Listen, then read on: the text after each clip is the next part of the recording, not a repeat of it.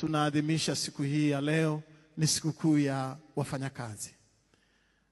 Dunia ina upungufu mkubwa sana wa ajira, lakini dunia ina nafasi kubwa sana ya kazi. Kazi zipo, lakini ajira hakuna. Mungu hakumuumbia mwanadamu ajira. Hakumwajiri Adamu kwa kumlipa mwisho wa mwezi na Hawa kwenye bustani ya Edeni, lakini aliwaumbia kazi ya kuilima ardhi na kuitunza bustani. Mwanadamu hajaumbiwa ajira, mwanadamu ameumbiwa kazi. Kuna shida ya ajira, lakini hakuna shida ya kazi duniani. Na leo ni maadhimisho si ya waajiriwa, ni maadhimisho ya wafanyakazi. Dunia haifahamu juu ya waajiriwa. Manake leo watu watataka kusema haki zao nyingi, haki za kuajiriwa. Si maana ya sikukuu hii ya leo.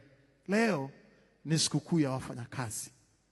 Na wafanyakazi, kazi ndio kitu ambacho tunakiadhimisha leo. Si hatuadhimishi ajira hata siku moja. Hata kama umejipanga na kihotuba chako cha ajira, haki zako, sijui nini, sijui haki nyingi. Tunazungumza juu ya kazi. Kuna upungufu mkubwa wa ajira, lakini hakuna upungufu wa kazi.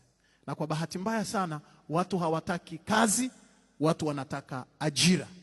Na ndio maana kuna foleni kubwa sana ya maapplication mengi ya kutafuta ajira.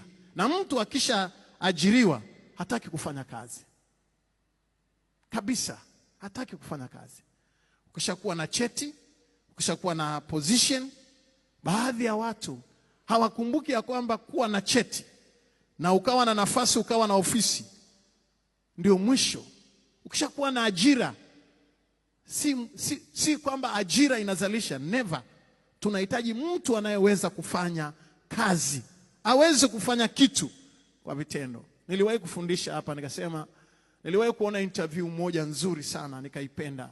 Watu waliitwa kwa ajili ya interview ya kazi na wamekuja na mavyeti yao, lakini lile shirika au kampuni iliyokuwa inaajiri wale watu, interview yake ilikuwa ndogo tu.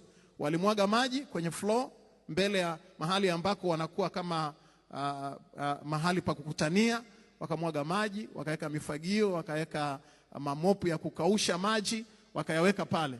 Alafu wale watu wamekuja na suti zao na viatu vyao virefu na kucha zao wamepaka rangi, wamepita saluni, wamejipanga pale. Watahiniwa wengi tu wamekuja kwenye interview. Alafu wakakaa kwenye siti pale pachafu. Hakuna mtu alihangaika. Lakini kwa neema ya Mungu akainuka dada mmoja, akaja, akafika pale na amekuja kwenye interview. Lakini alipoangalia pale hapajakaa vizuri, mimaji imemwagwa ovyo, alafu mimopu iko pale, akachukua mopu akaanza kupasafisha, akaanza kupafanyia usafi. Wale wasomi wenzao wakamwambia, "Hivi wewe una akili sawa sawa? Unakuja hapa, sisi tunataka hii executive position.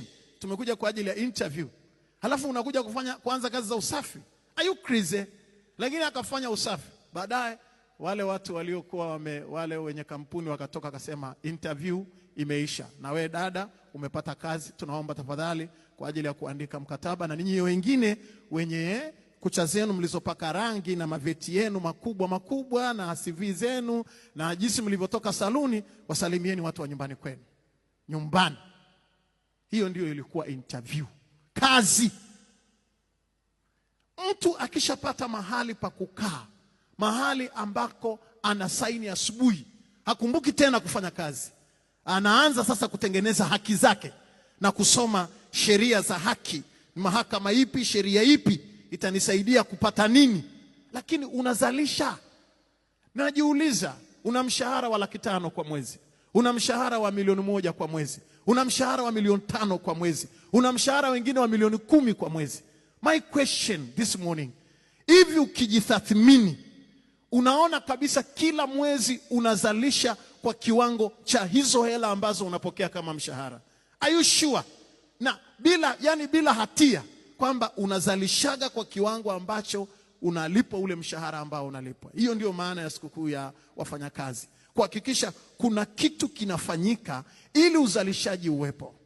Lakini kutumia muda wa mwajiri wako vibaya, kutumia rasilimali za mwajiri wako vibaya, kutumia nafasi vibaya, na kuishi maisha hayo ambayo ni maisha ya ufilisi, na kusababisha makampuni, mitaji na vitu vingi kufa, na watu wengi waliowekeza wameshindwa kuendelea na kazi kwa sababu, au biashara au uwekezaji, kwa sababu kuna waajiriwa lakini hakuna wafanyakazi. Ni maombi yangu sikukuu hii ya maadhimisho ya wafanyakazi duniani Mei Mosi ikusaidie ujue hivi wewe ni mwajiriwa au ni mfanyakazi, na Mungu akupe neema ya kufanya kazi. Na wale wanaotafuta ajira, niwaambie tu, kuna upungufu mkubwa wa ajira, lakini kuna nafasi nyingi sana za kazi. Kazi zipo chungu mzima, lakini ajira